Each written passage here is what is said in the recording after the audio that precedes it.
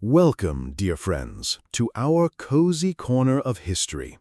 Tonight, we set sail not on the waters of the Mediterranean, but through the currents of memory, myth, and knowledge.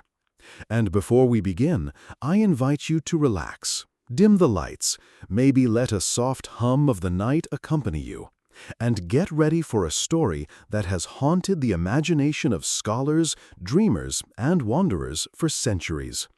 Let me pose you a question. What if every piece of knowledge humanity once had, the discoveries of the ancient world, the secrets of lost civilizations, the wisdom of philosophers whose names never reached us, was once gathered in a single place? And what if that place was consumed by fire, shattered by neglect, or slowly erased by the tides of time? Would we be living in a different world today, perhaps centuries ahead in science, philosophy, and art? That, dear listeners, is the enduring mystery of the Library of Alexandria. It is not simply a tale of a building with scrolls. It is a tale of ambition, of the human desire to know everything, to capture the universe in ink and parchment. And it is also a story of loss, of the fragility of knowledge when it is placed in the hands of politics, war, and chance. If this is the kind of journey you enjoy, half history, half reflection, all wrapped in the warmth of storytelling, then take a moment to like this video, subscribe, and share it with someone who loves history as much as you do. It helps me keep this channel alive, and it connects us across time zones and night hours in a shared exploration of the past. Now, let us walk together through the streets of Alexandria, a city shimmering on the edge of the Mediterranean around 300 years before the birth of Christ. Imagine the salt in the air, the cries of merchants offering goods from as far as India, Africa, and Greece, and above it all, the glittering promise of a city unlike any the world had ever seen. Founded by Alexander the Great, but developed into brilliance by his successor, Ptolemy II, Alexandria was designed to be not only a hub of trade and politics, but also the beating heart of knowledge. The Library of Alexandria was not a modest project. It was not simply a room with shelves. No, it was conceived as the greatest repository of human thought ever assembled. Some say it held hundreds of thousands of scrolls, perhaps up to 500,000. Others imagine its collections spilling across annexes, lecture halls, gardens, and smaller libraries linked to the Great Mauseon, a temple dedicated to the Muses, the goddesses of inspiration. Picture the scholars who walked there, men from Greece, Egypt, Babylon, India, even perhaps China.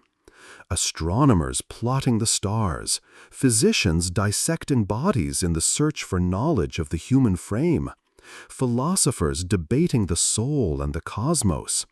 The air itself must have been thick with the dust of papyrus and the hum of curiosity. To walk into the library must have felt like walking into the very mind of the ancient world. But the library was not just about gathering books, it was about gathering power. Knowledge was currency, and the Ptolemies wanted Alexandria to be more than a city. They wanted it to be the intellectual capital of the known world. Ships docking at the harbor were searched for manuscripts, which were copied, or sometimes even confiscated, to be stored in the library. Imagine the frustration of a merchant arriving with precious writings, only to find that his cargo was being borrowed indefinitely in the name of scholarship. Yet, from this ambition, a treasure house of thought was built. And here lies the paradox. The Library of Alexandria has become more famous for being destroyed than for existing. Its fate is shrouded in legend. Some blame Julius Caesar's siege of the city in 48 before Christ, when flames from burning ships may have spread to the docks and, some claim, to the library itself. Others say it was later, under the Emperor Aurelian or Theodosius, when pagan temples and institutions were torn down in the name of a new order. Still others whisper that the final blow came with the Arab conquest of Egypt in the 7th century after Christ, though this tale may be more myth than fact. What we do know is that the library did not survive. Whether in one great inferno or a slow decay over centuries, it vanished. The shelves turned to ash, the papyrus crumbled, and the voices of countless thinkers were silenced. And yet, the question lingers: how much did we lose? Did the library contain texts that could have advanced science by 1,000 years? Did it hold lost tragedies of Sophocles, treatises of mathematicians unknown, maps of lands that would not be rediscovered until the age of exploration? We will never know. And it is this uncertainty, this vacuum of possibility, that gives the library its ghostly power over our imagination. But here is why the Library of Alexandria still matters today. It is not only about loss, it is about aspiration. It is the symbol of humanity's audacious dream to collect, preserve, and share everything that can be known. It is the ancestor of every library, every archive, every digital database we rely on today. When you open a search engine, scroll through an online encyclopedia, or step into a modern library, you are, in a sense, touching the dream of Alexandria. Pause for a moment and think of the fragility of that dream. Knowledge can be lost not just to flames, but to neglect, censorship, or willful ignorance. The story of the library reminds us that what we preserve and how we preserve it is never neutral. It is political, cultural, and deeply human. The scrolls lost in Alexandria may be gone forever, but the warning they left behind is alive. Protect knowledge or risk losing the very foundation of civilization. Now, imagine with me once more. The year is around 250 before Christ. The sun is setting over the Mediterranean, casting golden light on the marble colonnades of Alexandria. A scholar, perhaps a physician studying anatomy, sits by a lamp, carefully unrolling a scroll written in ink that came from far across the seas. He knows he is part of something greater, a movement to understand the world, to bring order to the chaos of human existence. He could not know that one day, centuries later, people like us would sit in the dark of night wondering what he read, what he discovered, and what vanished with the walls of his library. And so, as we begin this journey, keep in mind, the Library of Alexandria is not simply history. It is a mirror. It shows us our own fragile relationship with knowledge, how much we long for it, how easily we can lose it, and how desperately we must fight to preserve it. Let us now step inside the library itself, or at least into the vision we have of it, reconstructed from fragments of history. Imagine the vast halls lined with wooden shelves, each stacked with scrolls of papyrus wrapped in leather, labeled with tags written in Greek or Demotic script. The smell would not be the sterile scent of modern libraries, but something more earthy: ink, glue, wax, the faint musk of parchment carried by sailors from every corner of the known world. This was no silent library. It was alive with debate, reading aloud, dictation, scribes copying frantically, and scholars arguing with the vigor of men who believed that ideas were more powerful than armies. Among the great minds who graced these halls was Euclid, the father of geometry. His Elements became one of the most influential textbooks in history, shaping mathematics for over 2,000 years.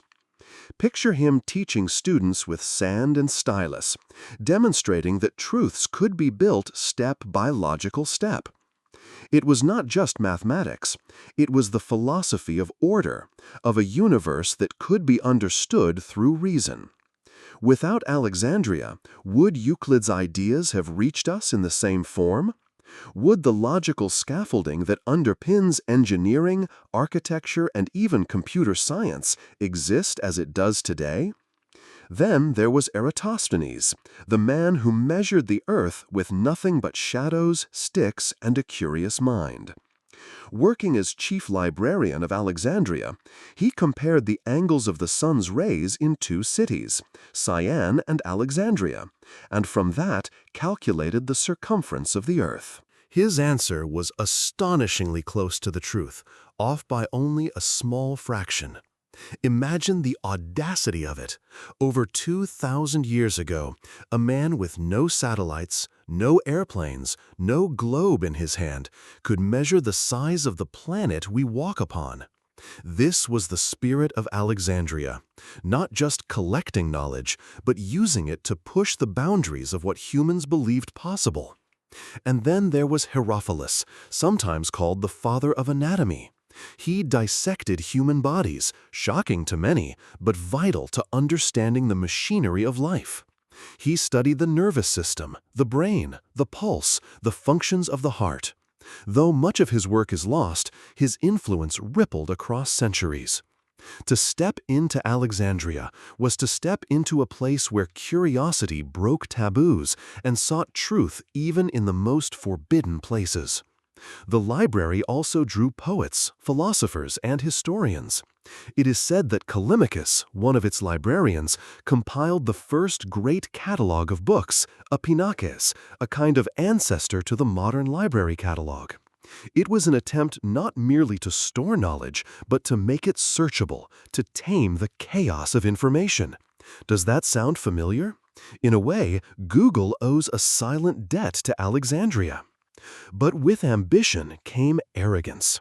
The Ptolemaic rulers were so obsessed with expanding the library's collection that they searched ships in the harbor, seizing scrolls from travelers. They copied some and returned the duplicates, but often they simply kept the originals.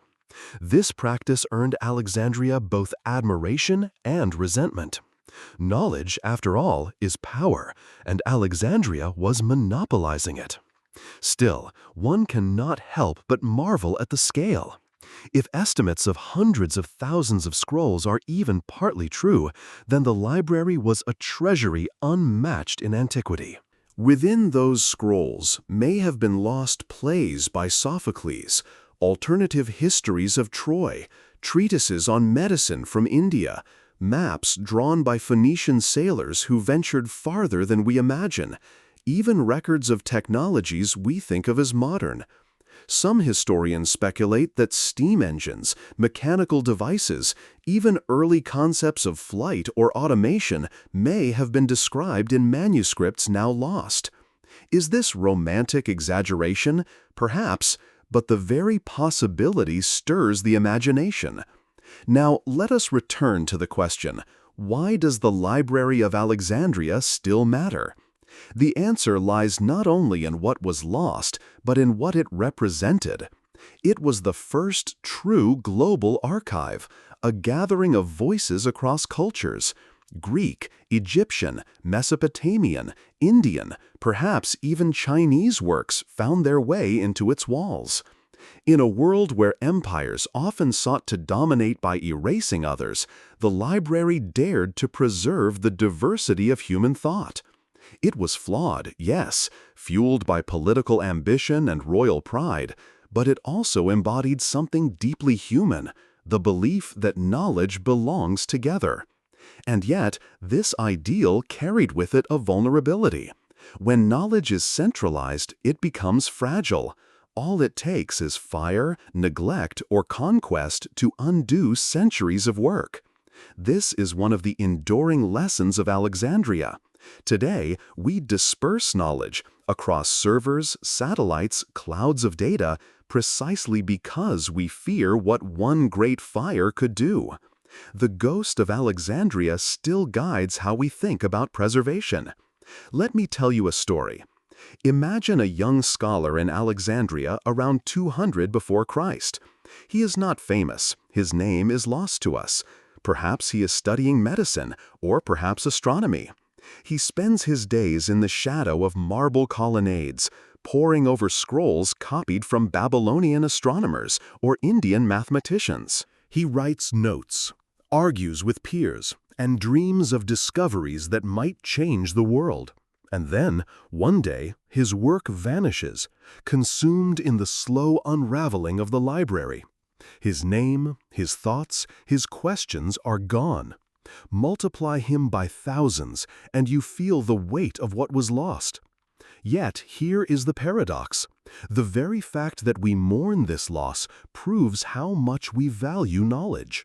The library's absence became a symbol of yearning, a reminder that we must protect what we have and never grow complacent.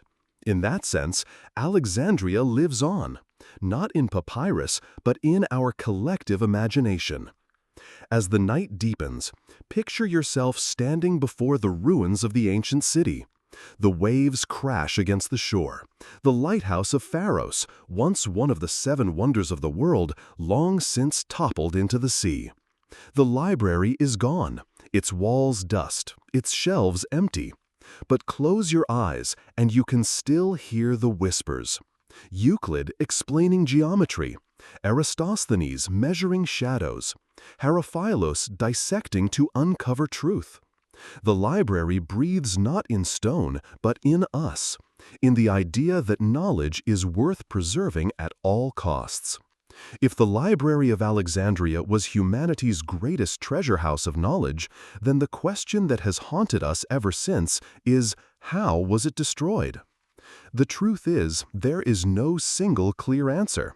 The fate of the library is less like a neat tragedy and more like a tapestry of half-remembered stories woven together by generations of historians, philosophers, and poets. Some blame fire, others blame politics. Some even suggest that it was not destroyed in one single catastrophe, but instead eroded slowly, like a coastline eaten by waves, until there was nothing left. The most famous story attributes the library's destruction to Julius Caesar. In 48 before Christ, Caesar found himself trapped in Alexandria during his war against Pompey. Cornered, he ordered the harbor set ablaze to prevent enemy ships from attacking. The fire spread, and according to some accounts, it reached the great warehouses where scrolls were stored. The philosopher Plutarch, writing many years later, suggested that thousands of scrolls were consumed in the flames.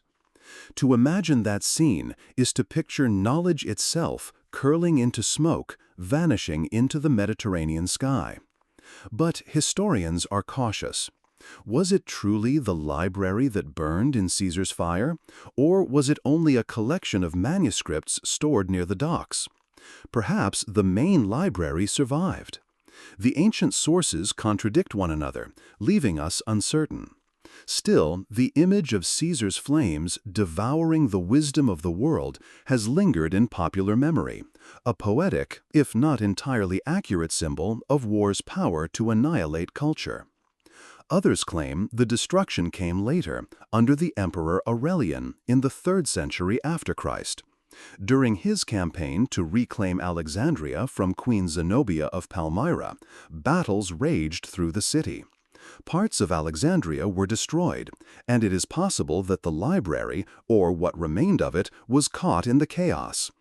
If this was the moment of its downfall, then it was not a sudden fiery blaze, but the trampling of war, libraries crushed like collateral damage under the boots of soldiers who cared more for conquest than for scrolls. Still another story points to the Emperor Theodosius I in the late 4th century after Christ. He was a staunch Christian who ordered the destruction of pagan temples throughout the empire. The Serapeum, a great temple in Alexandria that may have housed part of the library's collection, was torn down by a Christian mob in 391. Some say that scrolls were destroyed during this frenzy, dismissed as pagan nonsense unworthy of survival. If so, then the library fell not to fire or accident, but to ideology, to the conviction that certain knowledge was dangerous and should be erased. And then there is the tale of the Arab conquest in the 7th century, when Caliph Omar allegedly ordered the burning of the library, declaring that if the books agreed with the Quran, they were redundant, and if they disagreed, they were heretical. But most modern scholars believe this story to be apocryphal, invented centuries later to dramatize the fall of Alexandria. There is little contemporary evidence for it, and yet the legend persists because it is so poetically tragic. A single order, consigning centuries of wisdom to the flames. What is striking is that all these stories may contain fragments of truth. The library may not have perished in one grand disaster, but in a series of smaller ones. Fire in Caesar's day, war under Aurelian, fanaticism under Theodosius, neglect in the centuries that followed. Like a candle burning at both ends, the library may have simply dwindled until it was gone. No dramatic inferno, no single villain, just the slow erosion of care. This possibility is in some ways even sadder. To imagine scrolls not consumed in fire, but left to rot in damp storerooms, eaten by insects, forgotten by generations who no longer valued them. It is a quieter, more insidious tragedy. Fire is dramatic, but neglect is devastating in its own way. The world loses not with a bang, but with silence. The truth is, we do not know, and perhaps that is why the library's story has captivated us for so long. Its fate is a riddle. If it had perished in one single fire, we could mourn it as a closed chapter. But because the evidence is scattered, because the destruction was likely gradual, the library feels like a ghost haunting history, its absence constantly reminding us of what might have been. Let us pause here and consider the emotional weight of this uncertainty. Imagine you inherit a chest from your ancestors, said to contain treasures beyond imagining. When you open it, you find only dust. And no one can tell you whether the treasures were stolen, burned, misplaced, or if they ever existed at all. That is the mystery of Alexandria. Even in ancient times, people mourned the loss. Philosophers wrote wistfully of books they had heard about but never read. Poets invoked the library as a symbol of wisdom lost to fire and folly. Later generations in the Middle Ages and Renaissance dreamed of what had been destroyed, convinced that had the library survived, the world would be unimaginably more advanced. Perhaps humanity would have reached the moon centuries earlier. Perhaps diseases that ravaged Europe would have been cured long before. Perhaps empires would have risen and fallen differently, guided by forgotten knowledge. Of course, we cannot know. It is tempting to imagine the library as an ark of secrets, holding blueprints for inventions far ahead of their time. But historians remind us that much of the ancient world's knowledge was not that advanced by modern standards. Many scrolls may have contained poetry, myths, or mundane records of trade. Still, even if the library was not filled with futuristic marvels, the loss of ancient literature and science is still a wound. We know of dozens of Greek tragedies only by name. We know that great works of philosophy and history once existed, but not what they said. They are like voices we can hear faintly but never clearly. And so, when we speak of the library's destruction, we are really speaking of our longing for certainty. The ambiguity of its fate reflects the ambiguity of knowledge itself, fragile, contested, never complete. Fire or neglect, war or ideology, it does not matter in the end. What matters is that the library reminds us of the precariousness of culture, how easily the wisdom of centuries can vanish in a single generation. Picture again the streets of Alexandria, Picture soldiers rushing, mobs shouting, flames licking at wooden beams, or perhaps only dust settling on forgotten scrolls in a deserted hall. Whichever version you choose to believe, the image is the same: knowledge slipping through our fingers like sand from the Nile Delta. The library's destruction still matters today because it is a cautionary tale. It teaches us that knowledge, once lost, may never be recovered. That books and ideas, no matter how precious, are vulnerable to fire, to politics, to neglect. And that if we wish to avoid another Alexandria, we must be vigilant. Our modern libraries, our digital archives, even our cloud storage, they are not invulnerable. They too can burn, collapse, or vanish. Perhaps that is why the story resonates so deeply. Because in the Library of Alexandria, we see both the greatness of human ambition and the fragility of human achievement. It is a story of fire, yes, but also of our own responsibility to protect what we know so that future generations do not look back on us with the same grief. If the destruction of the Library of Alexandria leaves us restless, it is because of the haunting question, what exactly was lost? The tragedy is not only in the flames or the neglect, but in the silence. We do not know the titles of most of the scrolls. We do not know their authors, their subjects, their secrets. What we are left with are tantalizing fragments, whispers of works that once existed, like shadows cast by a light we can no longer see. Let us begin with literature. In the ancient world, playwrights like Sophocles, Euripides, and Aeschylus produced hundreds of plays. Today, we have only a handful. Out of Sophocles' more than 100 plays, only 7 survive in full. The rest, perhaps stored in Alexandria, are gone. Imagine the depth of human emotion, the philosophical questions, the myths retold in ways we will never hear.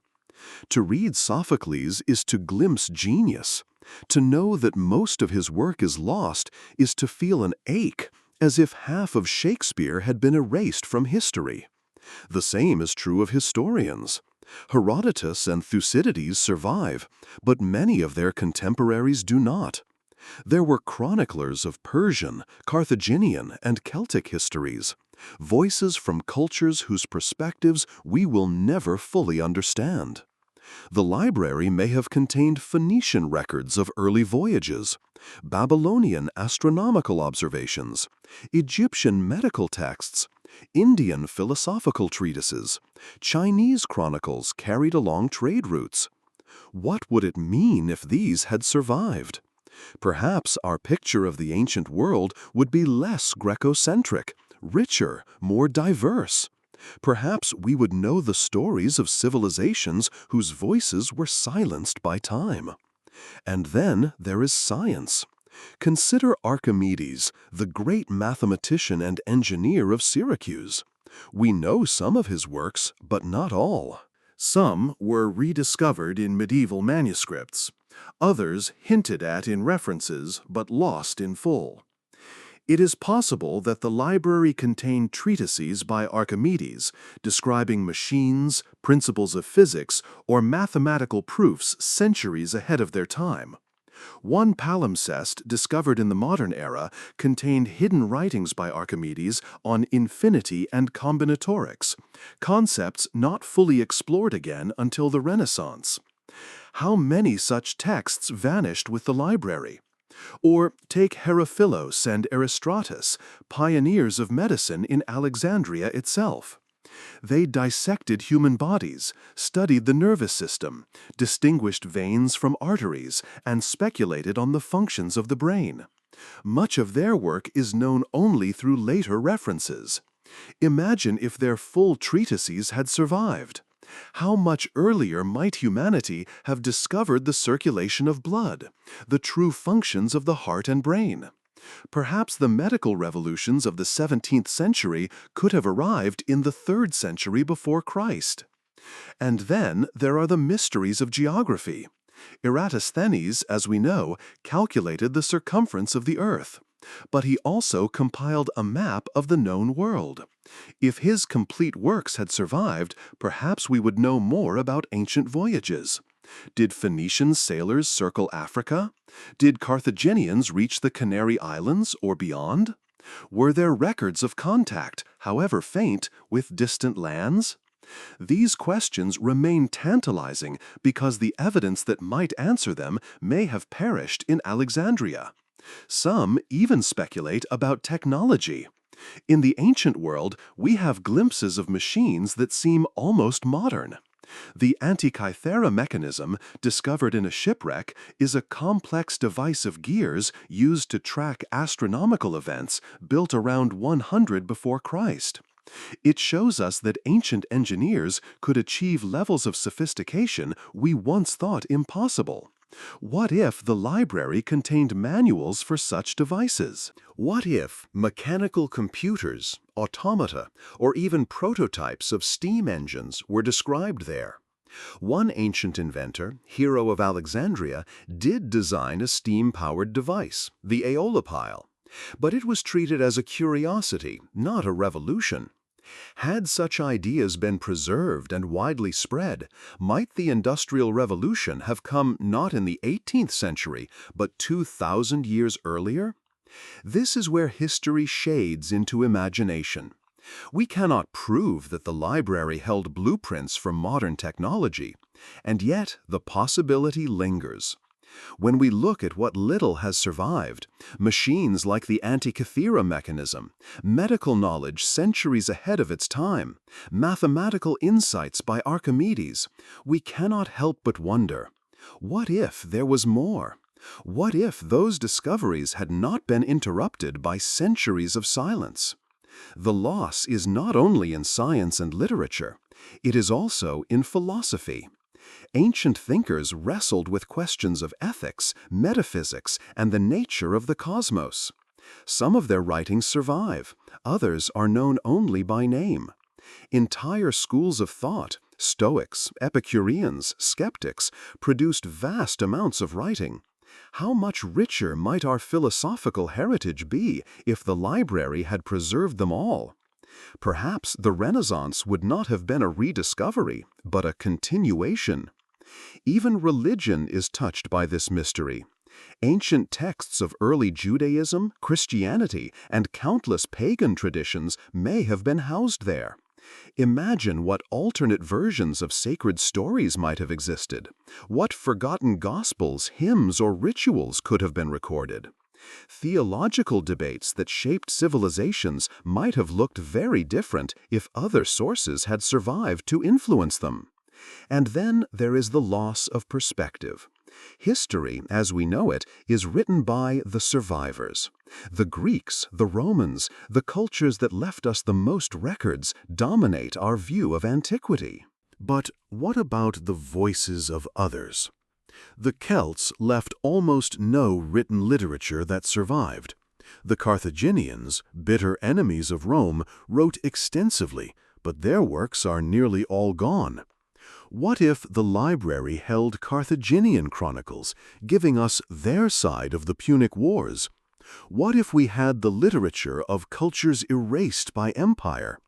The library's destruction is not only a loss of knowledge, but a loss of diversity, a silencing of voices we will never hear. Think of it this way.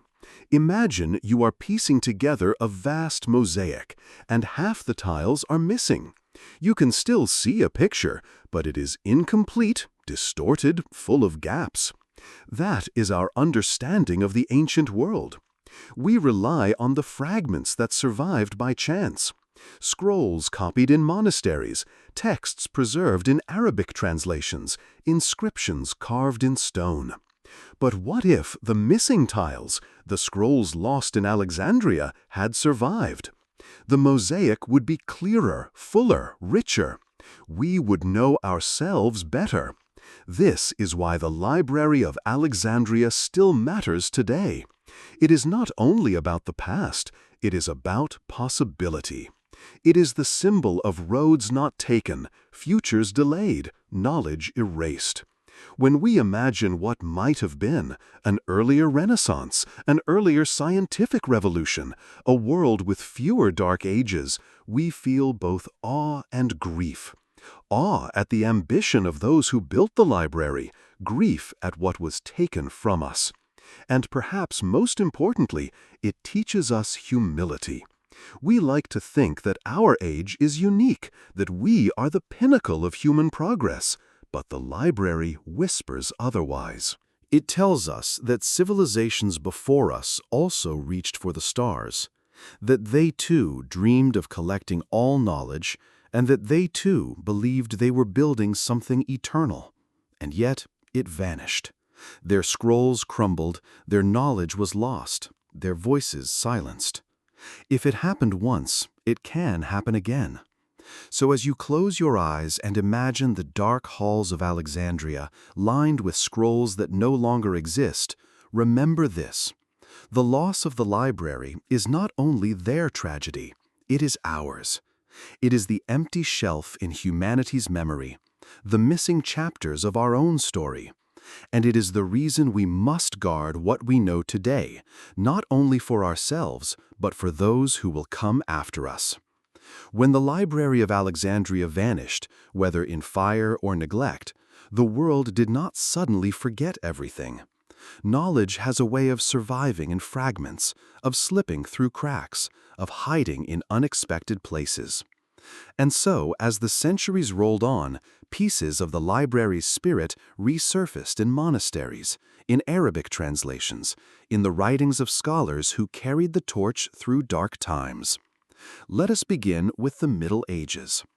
After the fall of the Western Roman Empire in the 5th century, much of Europe entered what has often been called the Dark Ages. This phrase is somewhat misleading. There was art, innovation, and faith, but it is true that much classical knowledge was lost to the West. Manuscripts decayed, libraries collapsed, and intellectual energy shifted from scientific curiosity to theological devotion. In this environment, the memory of the Library of Alexandria became more than history. It became a symbol, a whisper of what had once been possible. In monasteries scattered across Europe, monks bent over candlelit desks, copying manuscripts by hand. They preserved what they could: fragments of Aristotle, Plato, Galen, and other ancient authors. But their resources were limited. Papyrus crumbled, parchment was costly. Each book was a labor of months, even years. To imagine them working is to imagine men trying to save drops of knowledge while the oceans slipped away.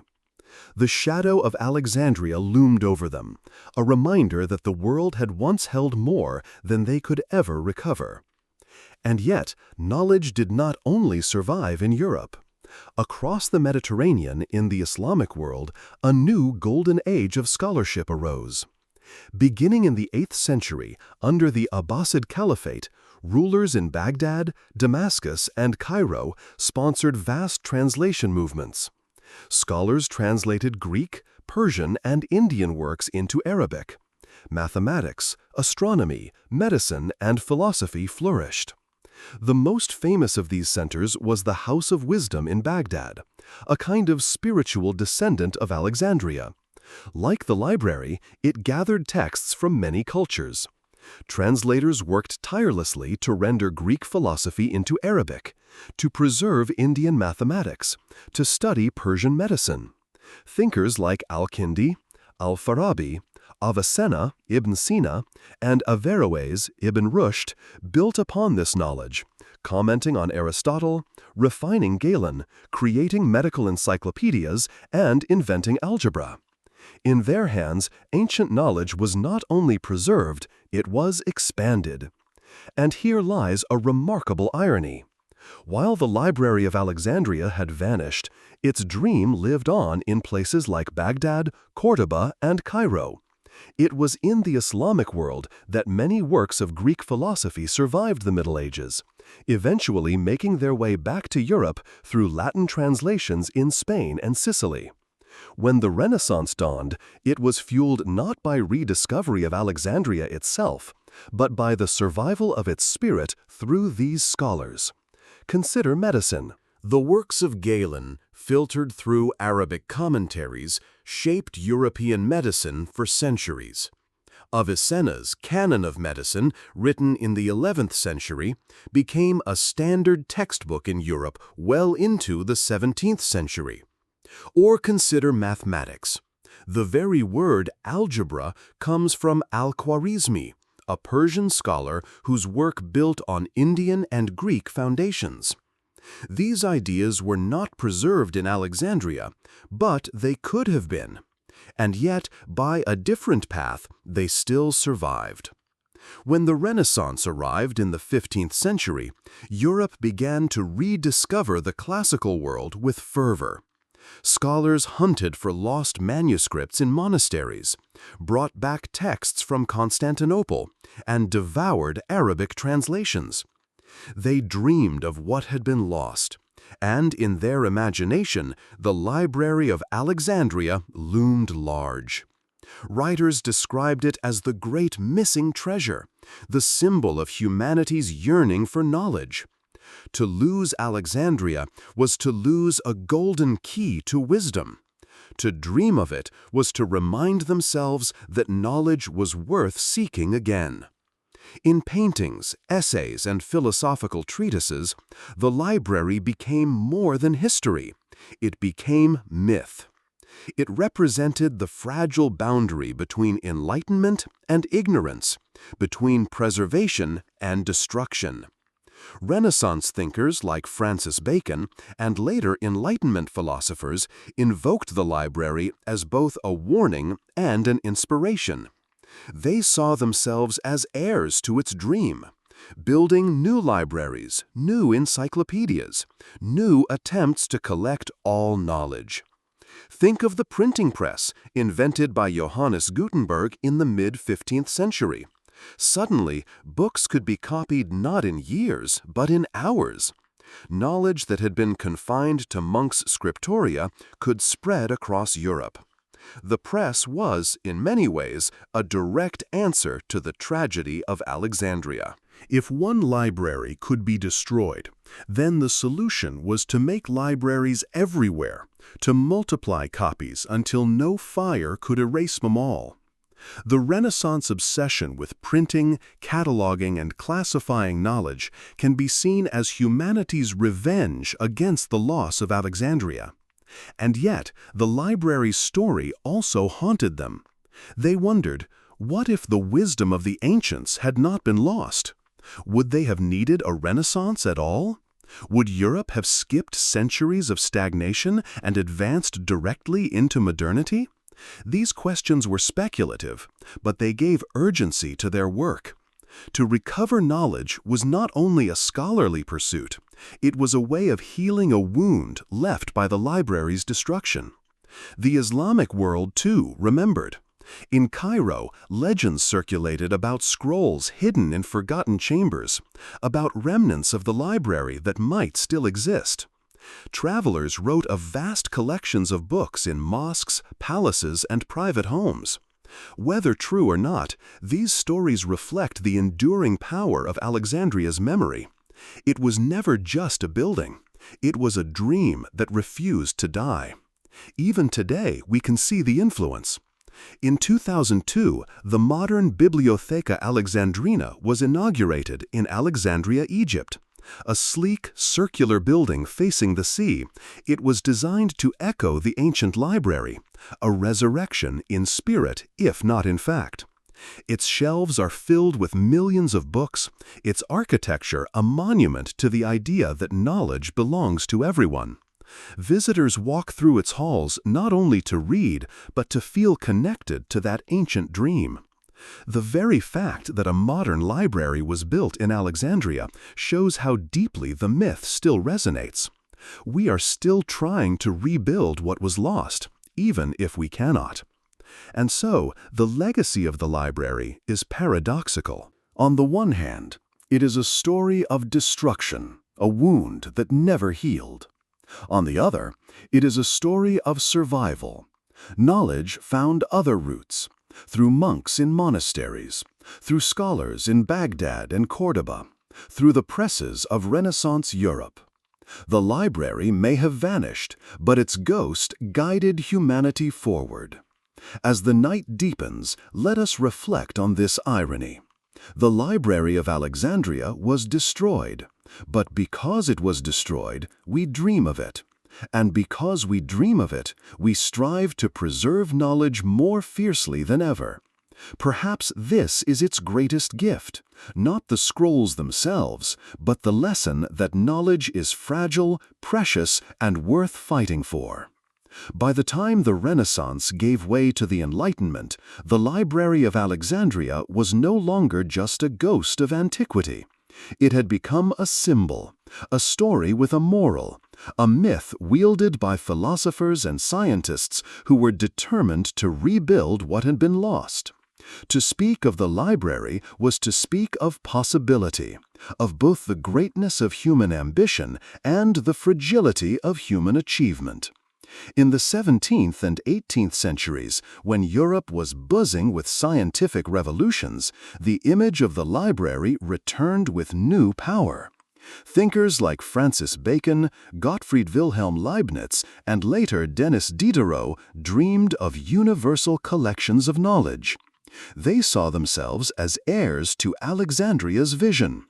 Bacon wrote of the Great Instauration, a complete renewal of learning that would gather all human understanding and make it useful. Diderot and his colleagues produced the Encyclopédie, a massive project to catalog everything known in their time. To them, the loss of Alexandria was a warning. If knowledge could vanish once, it could vanish again, unless it was dispersed, copied, printed, and made accessible to all. This era also gave rise to great national libraries: the British Library, the Bibliothèque nationale de France, the Library of Congress.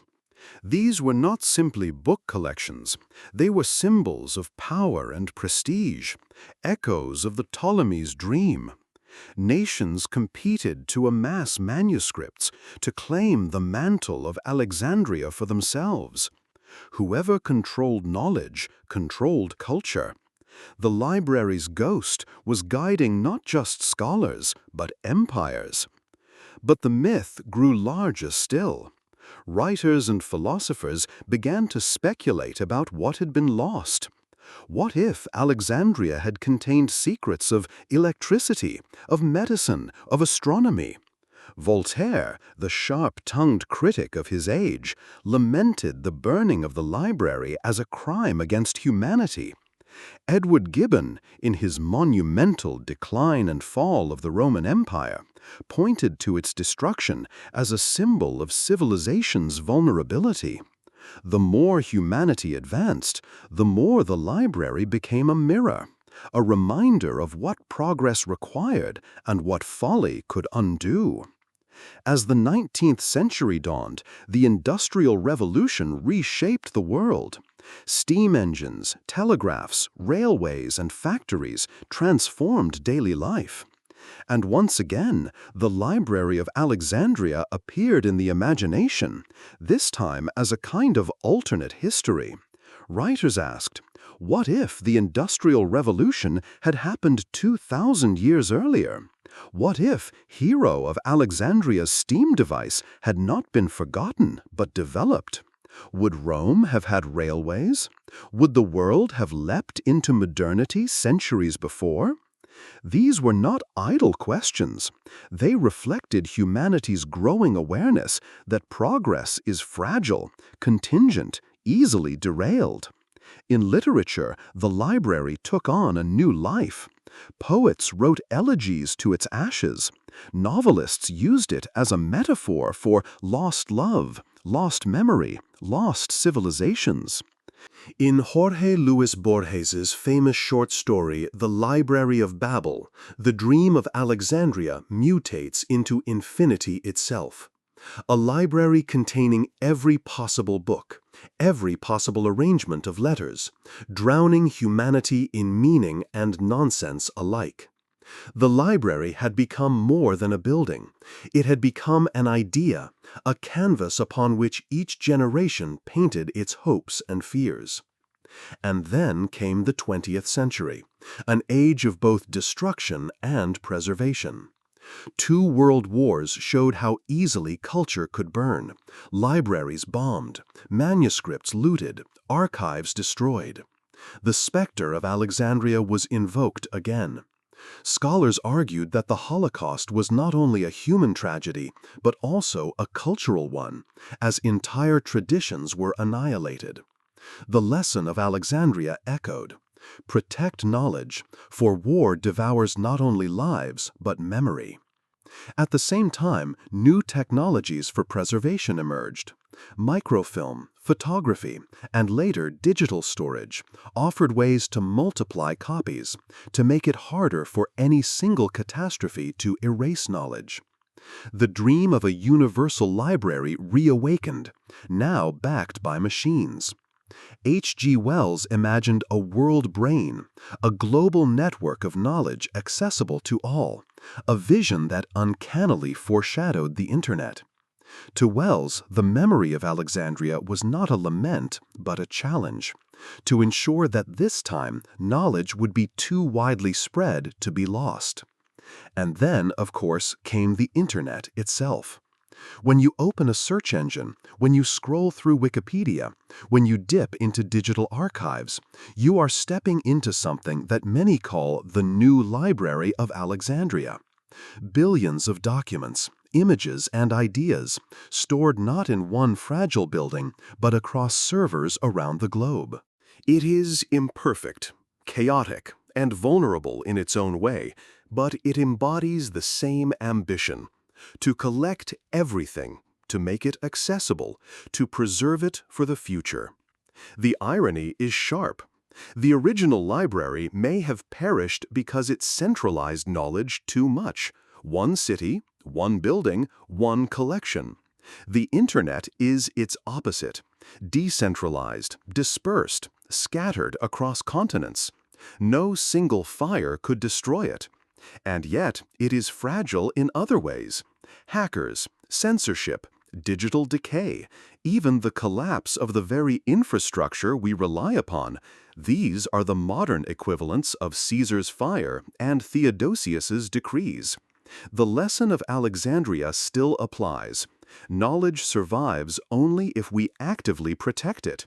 But the Internet also carries forward the library's promise. For the first time in history, anyone with a phone or computer can access information once reserved for scholars and kings. A farmer in rural Africa, a student in South America, a doctor in Asia, all can tap into a body of knowledge that would have astonished the Ptolemies. In that sense, the dream of Alexandria has finally been realized, not in marble halls, but in digital clouds. Still, the myth endures. Even with the Internet, we speak of the library in hushed tones, as if it were a lost Eden. Why? Because it represents not only knowledge gained, but knowledge lost. The Internet may hold more information than Alexandria ever did, but it also drowns us in noise, in misinformation, in contradictions.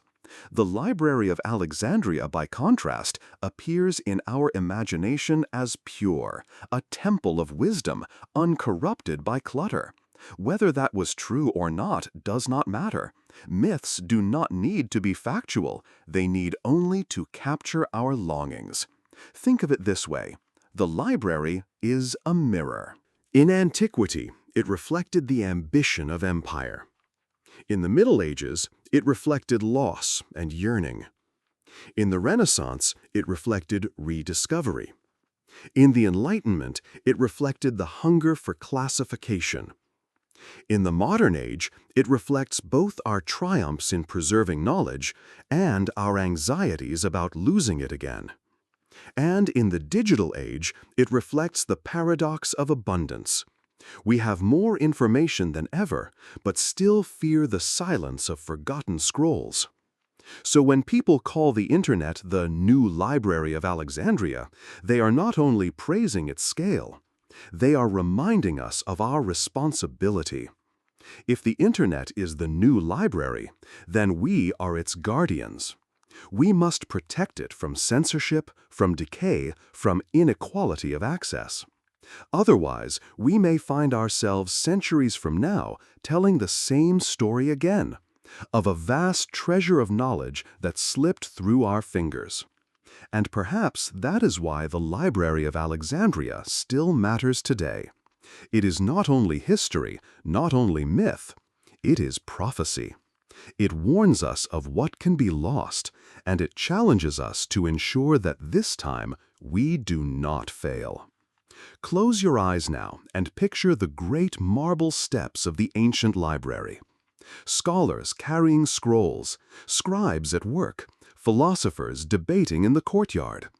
Then picture a modern server farm humming with electricity, its blinking lights storing petabytes of human thought. In both images, you see the same dream, separated by millennia. A dream as fragile as papyrus, as enduring as the human desire to know. The Library of Alexandria has always existed in two forms. The real, historical institution that once stood on the shores of Egypt, and the imagined, mythic library that has haunted human creativity for 2,000 years. In many ways, the second is more powerful than the first. The physical library may have burned, crumbled, or decayed, but the myth has never stopped growing. Let us walk now not through marble colonnades, but through the halls of imagination. Literature, art, cinema, and even popular culture have transformed the library into a symbol of everything humanity yearns for and everything it fears losing. In the Romantic era of the 18th and 19th centuries, the library became a favorite metaphor for poets and essayists. To them, it was not just a place, but a paradise lost, a Garden of Eden for the mind. Thomas Carlyle, the Scottish philosopher, described the destruction of the library as the loss of a whole universe, a wound from which civilization never fully recovered. Shelley and Byron, those restless poets of longing and ruin, hinted at the library as a symbol of human vanity and fragility. They imagined it not simply as ash, but as an eternal absence, a hole in the fabric of culture that could never be patched. In novels and plays, the library became a stage for speculation. What if a single scroll survived? What if hidden chambers remained? Writers conjured up secret manuscripts that could change the world, cures for diseases, maps to lost continents, philosophies that would reorder society. The library became less a place of history than a vessel for dreams. In the 20th century, this fascination only deepened. The Argentine writer Jorge Luis Borges, himself a librarian, turned the library into a labyrinth of infinity. His story, The Library of Babel, imagined a universe that was itself a library, containing every possible book, every possible combination of letters. It was both a dream and a nightmare.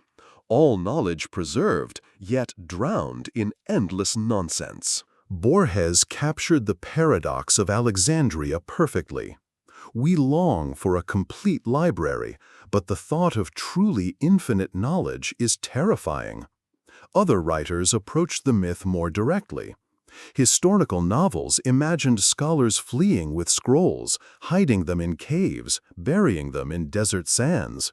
Science fiction authors spun tales of time travelers who rescued the library, or of alternate worlds where its survival led to civilizations vastly more advanced than our own. In these stories, the library is not just a ruin, it is a fork in the road of history, a what-if that continues to haunt us. Cinema, too, has embraced the myth. In countless films, the library is invoked as shorthand for ultimate knowledge. Sometimes it appears as a literal place, a lost chamber waiting to be rediscovered. Sometimes it appears as metaphor, the idea that if only we could access the library, all secrets would be revealed. From documentaries to Hollywood blockbusters, Alexandria serves as a cultural touchstone, a reminder that somewhere in our past lies a treasure we failed to protect. Even in popular culture, the library has found new life. In fantasy novels, it is reimagined as an infinite archive guarded by mystical beings. In video games, it appears as a quest location, a hidden vault of wisdom waiting for the player to uncover. In comics and television, it becomes a metaphor for the human brain, for the internet, for the sum of all memory. Each new generation reinvents the library for itself, using it as a stage upon which to project its anxieties and hopes. What is striking is how often the library is portrayed not as a place of triumph, but as a place of loss. Rarely do we imagine it intact and flourishing. Instead, we dwell on its destruction, on the fire, on the ashes. Why?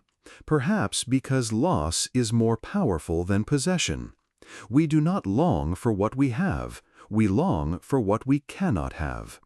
The Library of Alexandria has become the ultimate symbol of that longing, the treasure just out of reach, the book forever unread. And yet, this romanticization is not without danger. By idealizing the library, we risk forgetting the realities of ancient knowledge. Not every scroll was profound. Many were mundane: shipping records, legal decrees, ritual formulas. The library was not a utopia of wisdom, it was also a bureaucracy of papyrus. But myth cares little for such details. In our minds, every scroll is a masterpiece, every shelf a trove of brilliance. That is the power of imagination, to turn ruins into temples, ashes into legends. Still, the myth serves a purpose. By elevating the library into a symbol, we remind ourselves of the value of knowledge. Every story that mourns its destruction is also a plea. Let us not allow this to happen again. Every poem that laments its loss is also a hymn to preservation. The library's myth, then, is not merely nostalgia. It is a call to vigilance. Consider how often modern debates invoke Alexandria. When archives are threatened, when cultural heritage is destroyed in war, when digital data is lost, journalists and scholars alike invoke the library. Another Alexandria, they write, as if to say, here is history repeating itself. The myth gives us language to express our grief and our warning. Without Alexandria, we would have no such shorthand, no such powerful symbol of knowledge undone. And so, the library lives on in our stories. It is an eternal ruin, one that never quite fades, one that adapts to each new age. To the Romantics, it was the sublime tragedy of civilization. To Borges, it was infinity itself. To filmmakers and novelists, it is a stage for adventure and mystery. To journalists, it is a warning. To all of us, it is a reminder that knowledge is fragile, and that once lost, it may be gone forever. Close your eyes for a moment and picture the library not as it was, but as we imagine it. Endless shelves, golden light streaming through colonnades, scholars whispering in every language of the known world. Now picture it burning, the smoke rising into the sky, the voices silenced. That image has lived in human imagination for centuries, and it will live for centuries more. Because in the end, the Library of Alexandria is not just history. It is myth, and myths do not die. The Library of Alexandria is often spoken of as a tragedy of the past, a wound sealed in antiquity. But the truth is, its lesson is more relevant now than ever before. For while we live in an age of unprecedented abundance of knowledge, we also live in an age of unprecedented fragility. The ghost of Alexandria whispers through our servers, our satellites, our archives. It warns us that even the greatest storehouses of wisdom are vulnerable. In the ancient world, knowledge was fragile because it was physical. Papyrus could rot, ink could fade, fire could consume entire collections in an afternoon. Today, our knowledge seems invincible because it is digital. Billions of documents, images, and voices are preserved in servers scattered across the globe. At the touch of a button, we can summon facts, maps, songs, and entire libraries of books. To many, this feels like the final victory over Alexandria. We have built a new universal library, one that no single fire can destroy. And yet, the danger is still there. It has simply changed its shape. Digital knowledge is not immune to destruction. Servers fail, data corrupts, software becomes obsolete. Files disappear into the void of broken links and unsupported formats. What happens when a file is unreadable because the program that created it no longer exists? What happens when websites vanish, leaving behind nothing but empty addresses?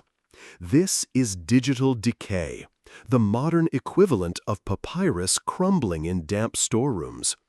The Library of Alexandria still burns, only now it burns quietly, invisibly, one lost file at a time. Then there is the threat of deliberate destruction. In the ancient world, mobs tore down temples, armies set fires, rulers decreed the destruction of dangerous texts. Today, we face similar risks.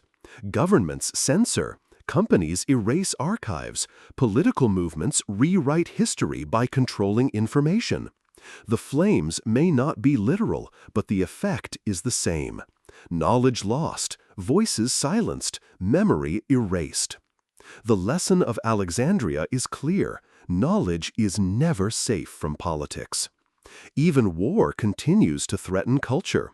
In recent decades, we have seen libraries bombed, museums looted, archives destroyed. The 2003 invasion of Iraq saw the burning of the National Library and Archives in Baghdad, echoing the same grief felt for Alexandria. In Syria, in Afghanistan, in countless conflicts, cultural heritage has been targeted or neglected. Each time, journalists invoke Alexandria, as if to remind us that we are watching the same tragedy repeat itself. But perhaps the most insidious threat is indifference. In the ancient world, perhaps the library did not fall in one dramatic blaze, but slowly, as neglect and disinterest eroded its treasures. The same danger lurks today. With so much information at our fingertips, we take it for granted. We assume that everything will always be available, that the internet is eternal. But servers cost money. Archives require care.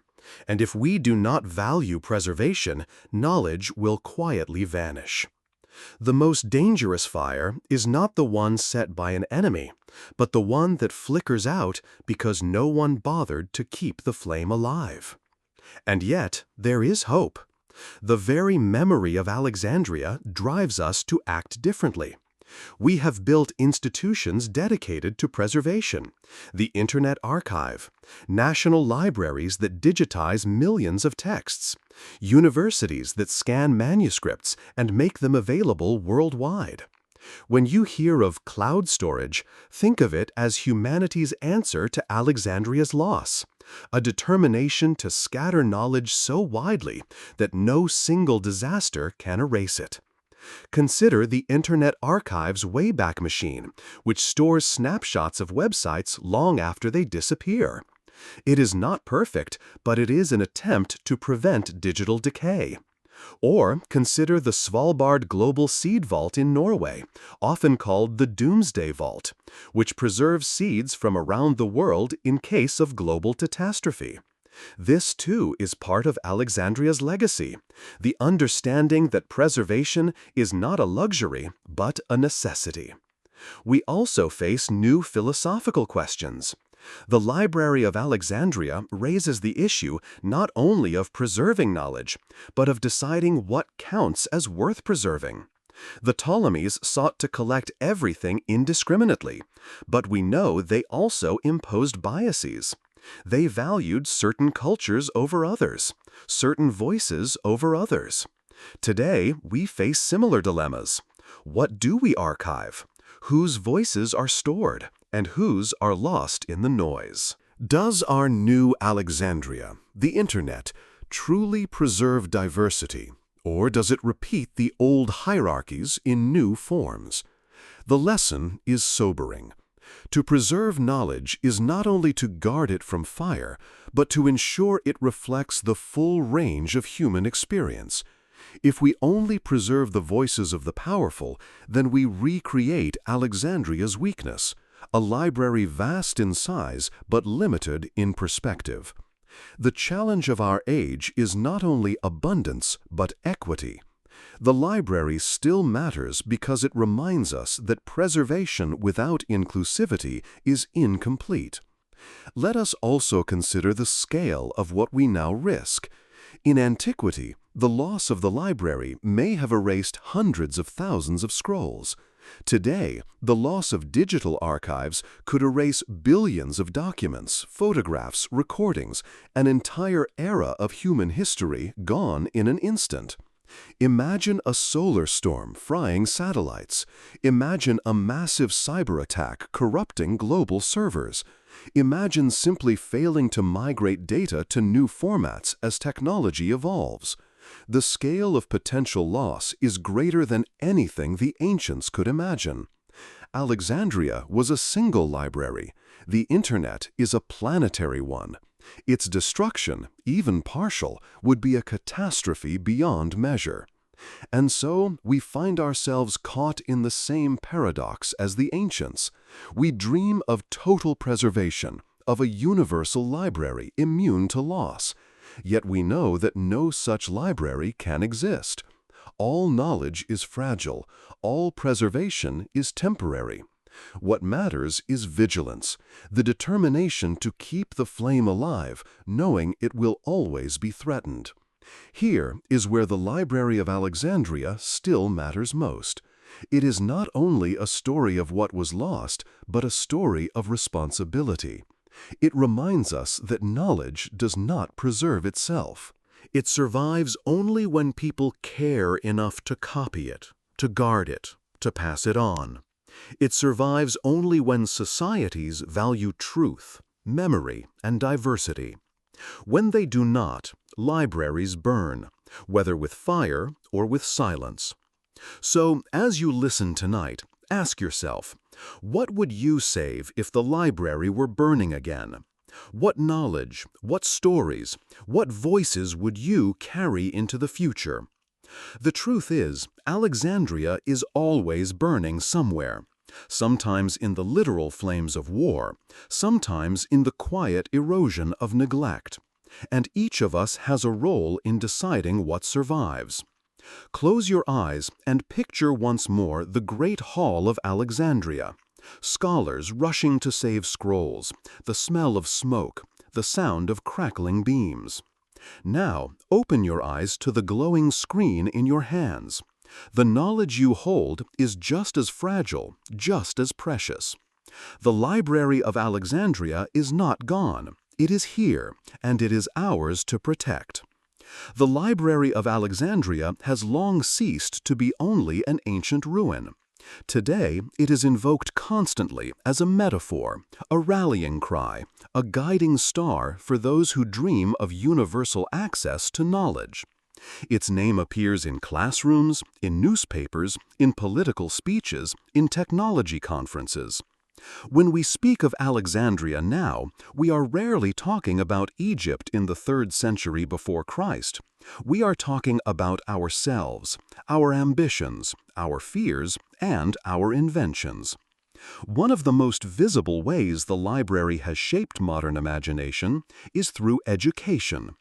Teachers across the world mention it to their students as a parable, the great library that once held all knowledge, destroyed by human folly. In a single story, it teaches both the value of learning and the consequences of neglect.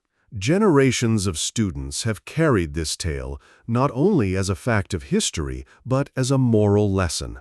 To lose knowledge is to lose a part of ourselves. To preserve it is to preserve our humanity. This symbolic weight is why modern projects often compare themselves to Alexandria. Take Wikipedia, for example. It is not a marble building by the sea, but a sprawling digital platform where millions of volunteers contribute articles in hundreds of languages. Its mission, to make the sum of all human knowledge freely accessible to everyone, echoes the Ptolemaic team. Unlike the ancient library, however, Wikipedia disperses its content across servers worldwide, reducing the risk of a single fire. And yet, its founders have often acknowledged that the dream of Alexandria inspired them, the audacity to try to gather everything. Similarly, Google Books, launched in the early 2000s, explicitly invoked the idea of creating a modern Library of Alexandria. The project aimed to scan millions of books from libraries worldwide, making them searchable and, where possible, readable online. Critics raised concerns about copyright, monopolization, and control, but the ambition itself, the idea of building a universal digital library, was pure Alexandrian in spirit. To imagine a world where every book ever written could be accessed in seconds is to resurrect the dream that once stood in Alexandria's halls. Even beyond specific projects, the metaphor shapes how we think about information. When people discuss the Internet as the new Library of Alexandria, they are not just praising its vastness. They are reminding us of its vulnerability.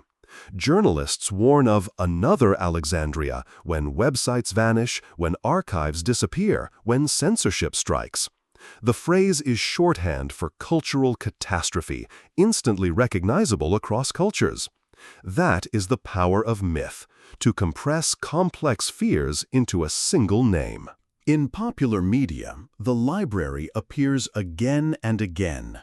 Documentaries describe it as the greatest library that ever was. Novels imagine secret chambers still waiting to be discovered. Films present it as a lost treasure, a vault of forgotten wisdom. Each appearance reinforces its symbolic role. The library is the holy grail of knowledge, the ark of wisdom humanity once held and must never fail to seek again. But the influence goes deeper still. The library has become a model for open access movements. Scholars advocating for free scientific journals, activists demanding digital preservation, librarians fighting against censorship, all invoke Alexandria. To them, it is the ultimate reminder that knowledge hoarded is knowledge endangered. The Ptolemies built their library by seizing texts from ships. Modern reformers dream of a world where texts are shared freely. In both cases, the goal is the same: universality. But the methods differ. Where the ancients centralized, the moderns distribute. Where the ancients controlled, the moderns aim to democratize. Consider also the Bibliotheca Alexandrina, the modern library built in Alexandria in 2002. Its architecture is striking, a great tilted disc like the rising sun facing the Mediterranean. Inside, millions of books, conference halls, digital archives, and research centers. It is not a reconstruction of the ancient library, how could it be, but an homage to its spirit. By building it, Egypt declared that Alexandria was not only a story of loss, but also a story of renewal.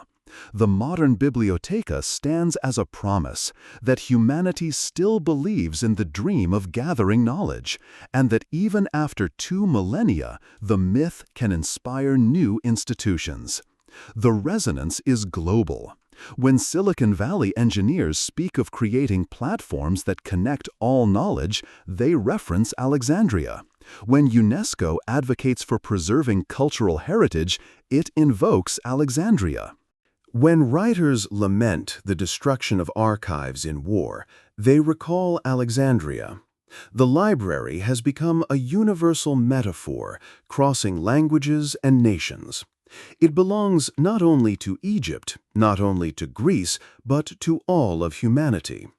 Yet we must also recognize the challenges. Modern projects are not immune to the problems that plagued Alexandria. Who decides what is preserved? Who decides what is excluded? Who controls access?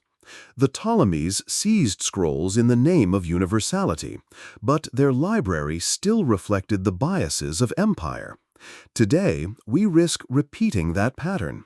If a handful of corporations control the world's digital archives, if only wealthy nations have the resources to preserve, then our new Library of Alexandria may again become a tool of power rather than a gift to all.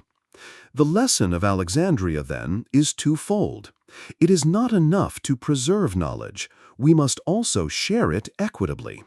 A universal library that excludes voices, cultures, or perspectives is not truly universal. It is merely a monument to the powerful. The myth of Alexandria challenges us to do better, to create libraries that are open, diverse, and accessible, not only to scholars in ivory towers, but to children, workers, and dreamers everywhere. This is why Alexandria still matters. It reminds us that the preservation of knowledge is not merely technical, it is moral. It is about justice, inclusion, and equality. When we dream of building a new Alexandria, we must ask, whose voices will fill its shelves? Will it represent humanity in its fullness, or only a fraction? Let us pause here and picture the modern equivalents of scrolls, hard drives, servers, databases. Imagine them humming in distant data centers, cold and metallic, yet filled with stories, songs, research, and memories.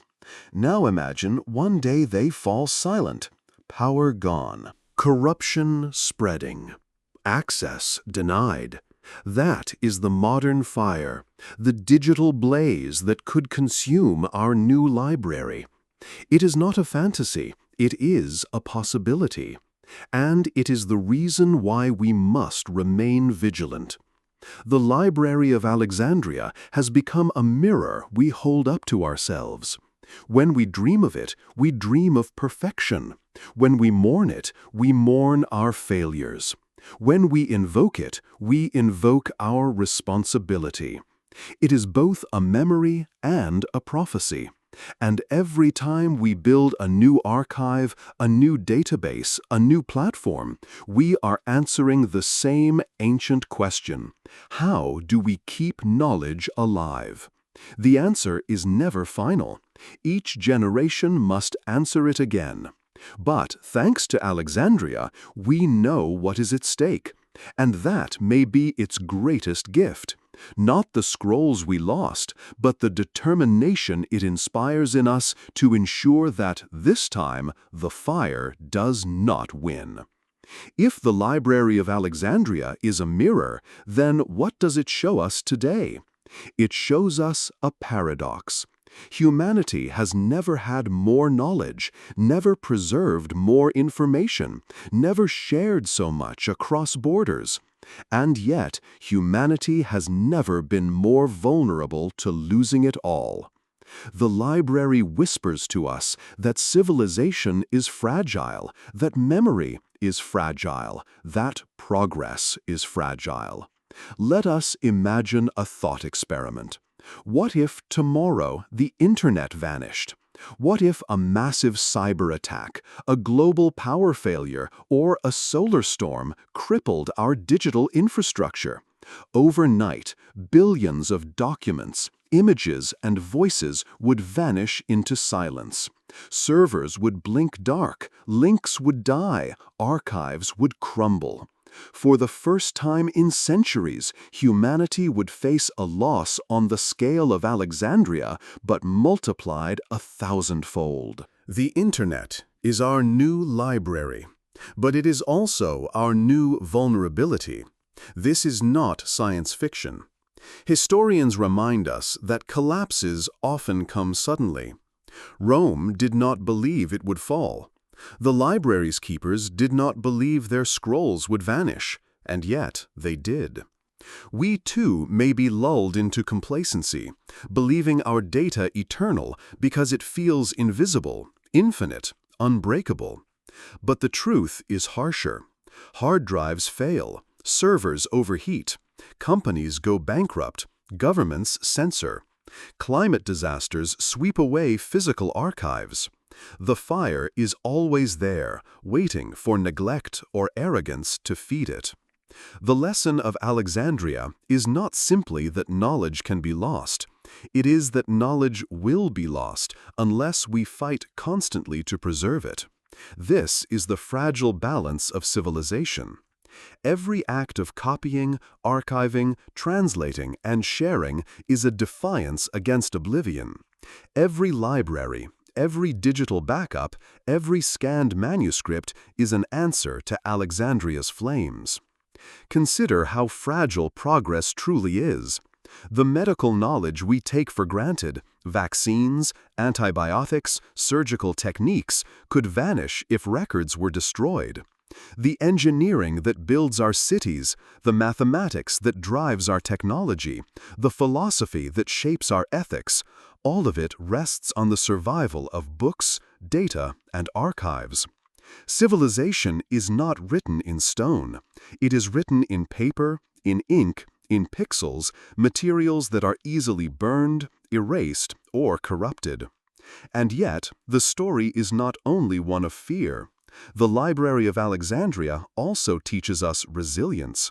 It teaches us that even when knowledge is lost, humanity finds ways to recover, to rebuild, to reinvent.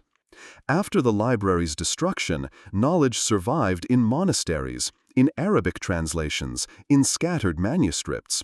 After wars and disasters, libraries have been rebuilt, archives restored, sung again. Oblivion is powerful, but memory is stubborn. The question is, will we be wise enough to learn from the past? Will we scatter our knowledge widely enough that no single disaster can erase it? Will we preserve it inclusively enough that all voices are heard, not only those of the powerful? Will we value it enough to guard it fiercely against apathy and neglect? These are the questions the library still asks us. Some thinkers argue that the Internet is already Alexandria reborn. Billions of people contributing to a shared library of human thought. Every Wikipedia edit, every scanned book, every open-source database is a new scroll placed on its shelves. But the Internet is also more fragile than we realize. Unlike papyrus, which can survive centuries if left undisturbed, digital memory depends on constant energy, constant maintenance.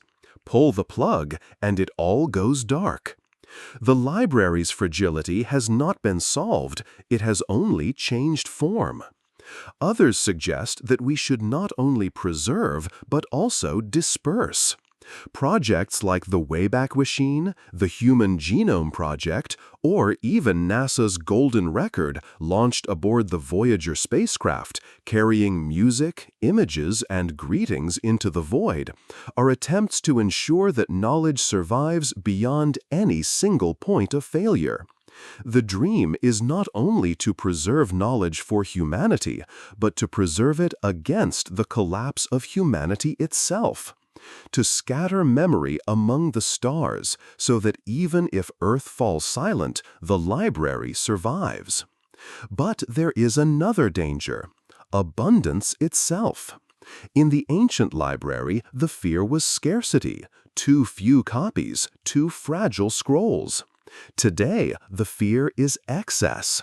We produce so much information that preservation becomes overwhelming. Which voices are remembered, which are drowned in the noise? If everything is archived, do we risk drowning in our own babble, unable to distinguish wisdom from nonsense? Borges's nightmare comes to life. A library containing everything, but so vast that it becomes meaningless. Here again, Alexandria offers guidance. It reminds us that knowledge must be curated as well as preserved.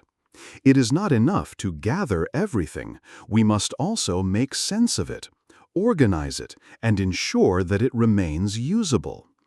Callimachus, the librarian who created the Pinakes, the first great catalog, understood this.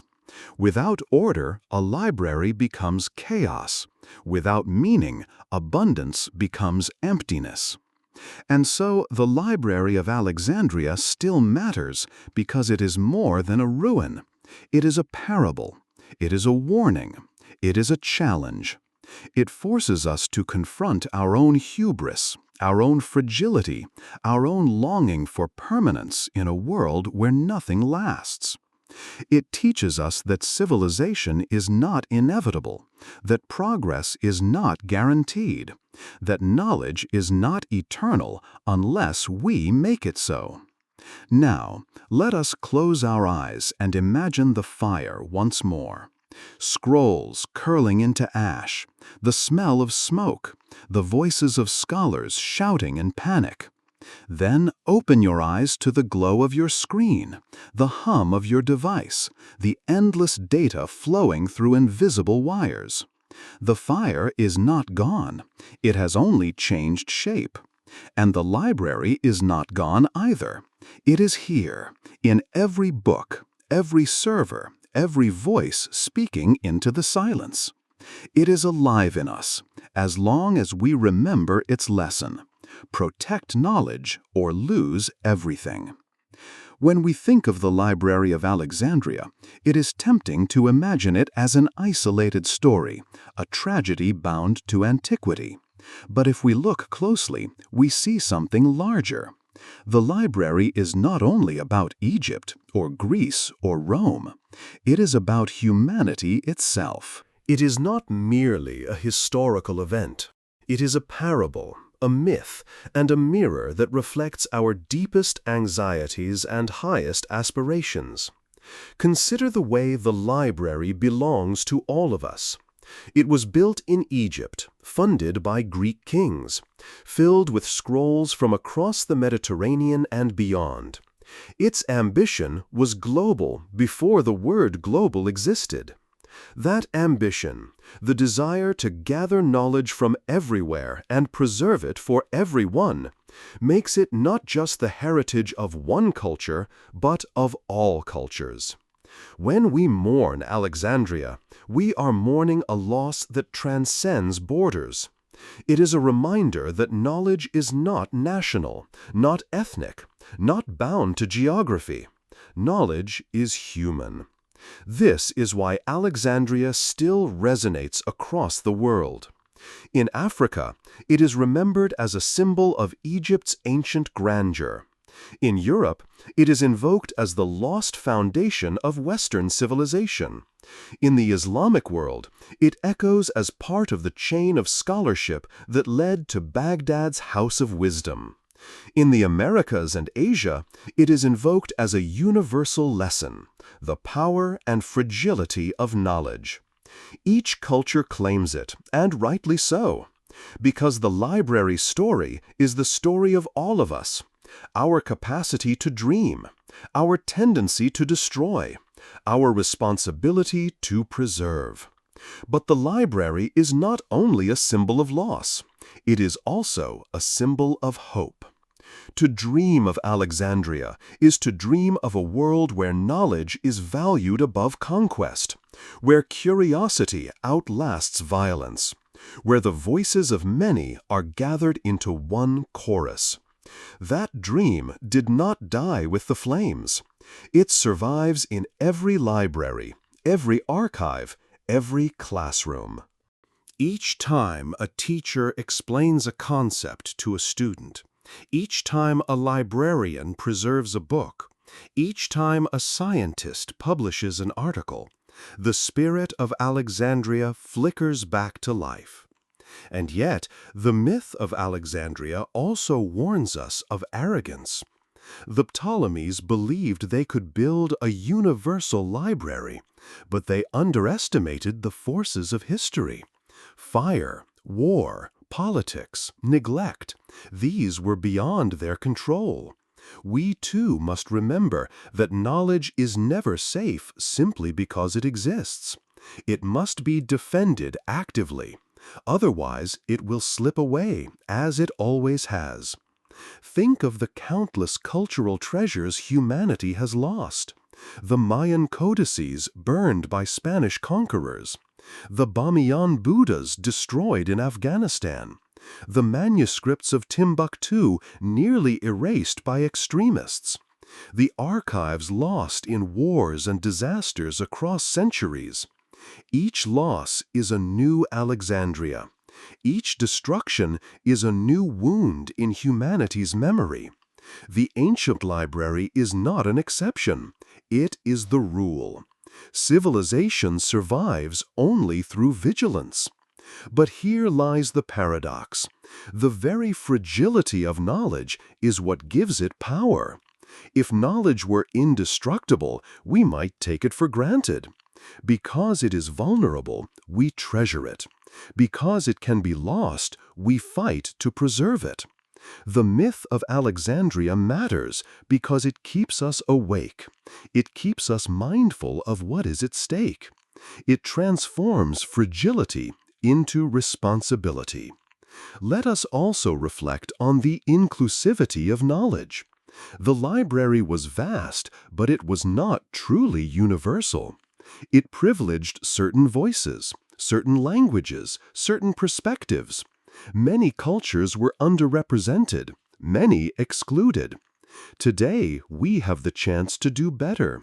Our new libraries, digital and physical, must strive to preserve not only the works of the powerful, but also the voices of the marginalized, the forgotten, the silenced. If we build a new Alexandria, let it be one where every culture sees itself reflected, where no voice is dismissed as unworthy. This inclusivity is not just moral, it is essential. Knowledge is strongest when it is diverse. The library's ambition was vast, but perhaps its flaw was in believing that one empire could define what mattered. We must not repeat that mistake. The dream of Alexandria will only be fulfilled when the farmer, the poet, the scientist, the child, the elder, all see their stories preserved alongside kings and conquerors. And so, Alexandria teaches us not only to preserve knowledge, but to democratize it, to ensure that the library is not hidden behind walls of power, but open to all.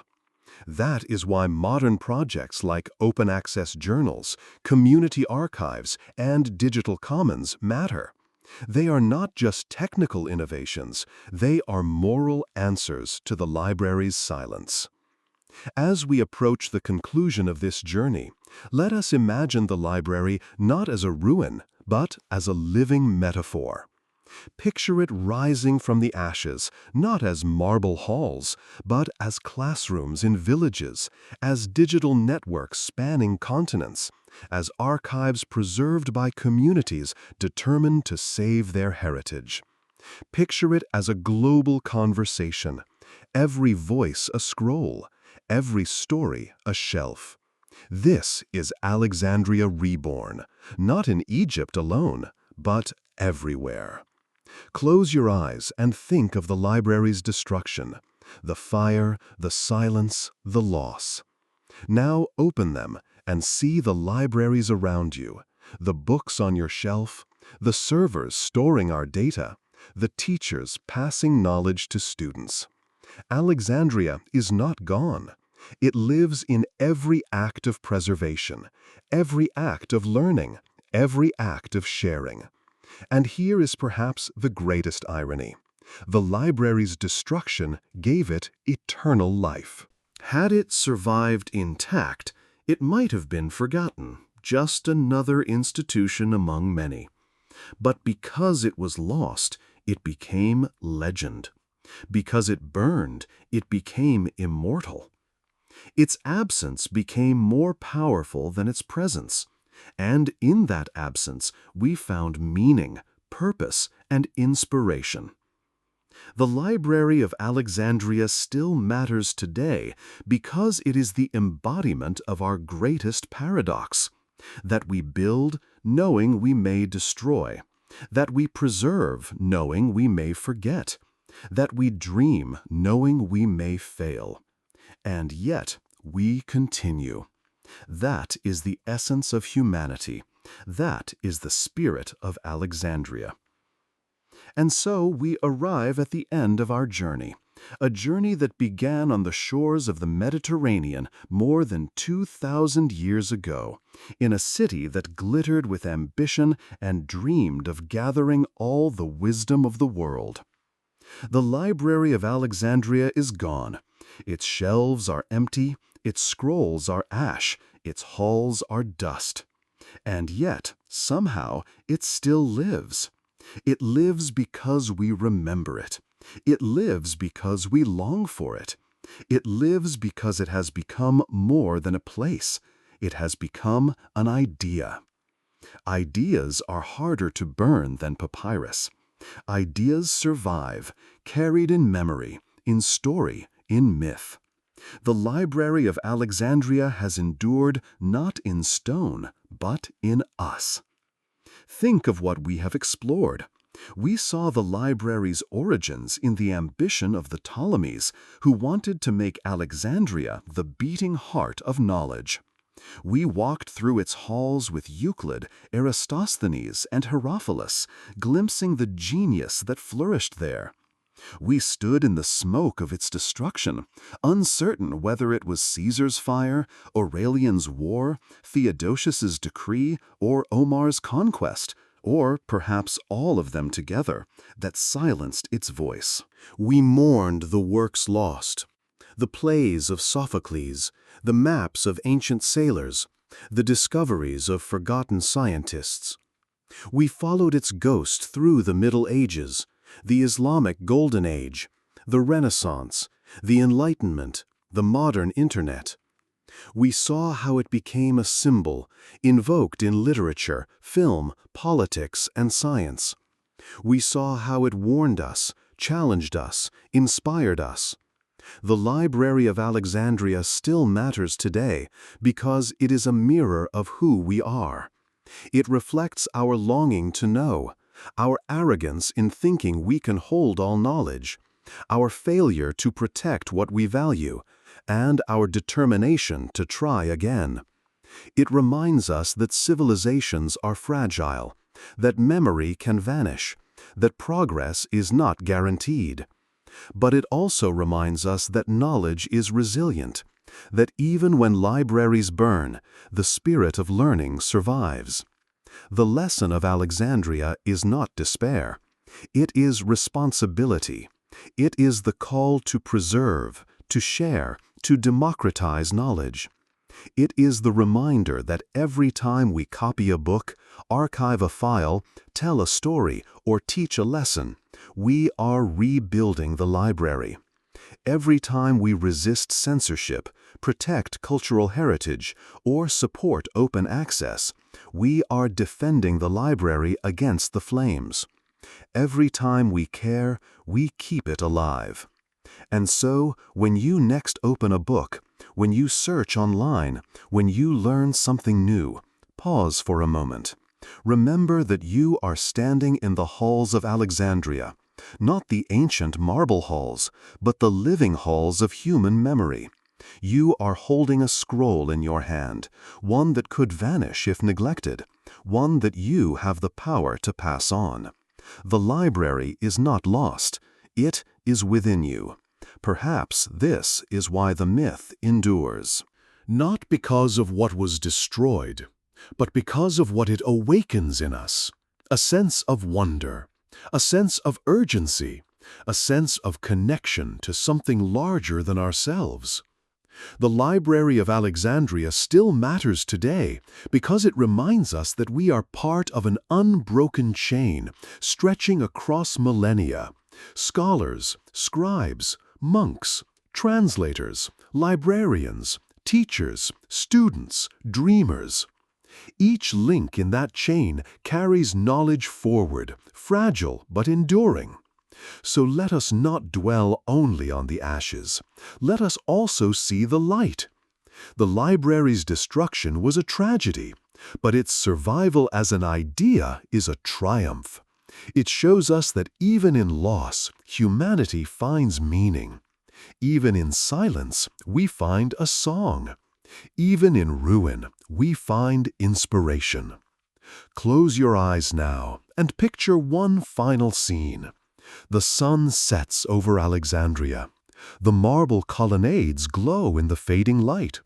Scholars roll up their scrolls. Lamps flicker. The air hums with debate. Somewhere in those halls, a young student is copying a text, line by line, preserving it for the future. He does not know that centuries later, the library will vanish. He does not know that people across the world will still speak of it 2,000 years later. All he knows is that knowledge matters, that words are worth saving, that memory is worth keeping alive. That student is us. Each of us is a keeper of the library. Each of us has the power to let knowledge burn or to let it endure. Each of us holds a scroll, fragile but precious. And as long as we carry it forward, Alexandria is not gone. It is here, alive, in every book, every story, every voice. The Library of Alexandria still matters today because it is not only about the past. It is about the future. It is the reminder that knowledge is the foundation of civilization, the flame that must never be allowed to die. It is the challenge that asks, will you protect it? Will you pass it on? Will you keep the library alive? The answer, dear listener, is yours.